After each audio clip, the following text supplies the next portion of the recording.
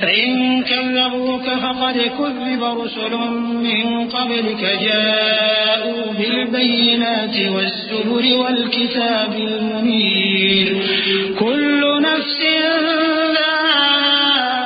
ذائقة الموت وإنما توفون أجوركم يوم القيامة فمن زحزح عن النار وأدخل الجنة فقد فاز وما الحياة الدنيا إلا متاع الغرور لتبلون في أموالكم وأنفسكم ولتسمعن من الذين أوتوا الكتاب من قبلكم ومن الذين أشركوا أذى كثيرا وإن تصبروا وتتقوا فإن ذلك من عزم الأمور.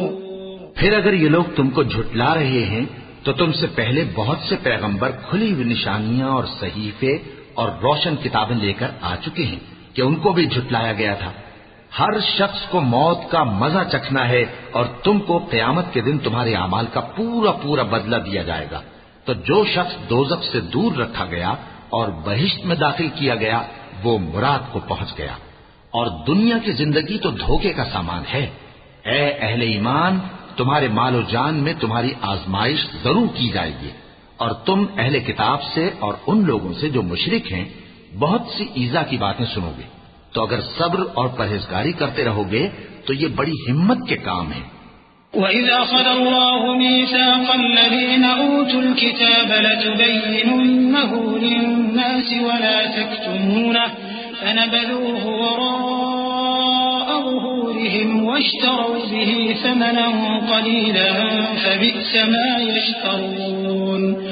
لا تحسبن الذين يفرحون بما أتوا ويحبون أن يحمدوا بما لم يفعلوا فلا تحسبنهم بمفازة من العذاب ولهم عذاب أليم. ولله ملك السماوات والأرض والله على كل شيء قدير. اور جب اللہ نے ان لوگوں سے جن کو کتاب عنایت کی گئی تھی اقرار لیا کہ اس میں جو کچھ لکھا ہے اسے لوگوں سے صاف صاف بیان کرتے رہنا اور اس کی کسی بات کو نہ چھپانا، تو انہوں نے اس کو پس پشت پھینک دیا اور اس کے بدلے تھوڑی سی قیمت حاصل کی. یہ جو کچھ حاصل کرتے ہیں برا ہے. جو لوگ اپنے کیے ہوئے کاموں سے خوش ہوتے ہیں اور وہ کام جو کرتے نہیں ان کے لیے چاہتے ہیں کہ ان کی تعریف کی جائے، ان کی نسبت خیال نہ کرنا کہ وہ عذاب سے چھٹکارا پائیں گے، اور انہیں درد دینے والا عذاب ہوگا. اور آسمانوں اور زمین کی بادشاہی اللہ ہی کو ہے اور اللہ ہر چیز پر قادر ہے.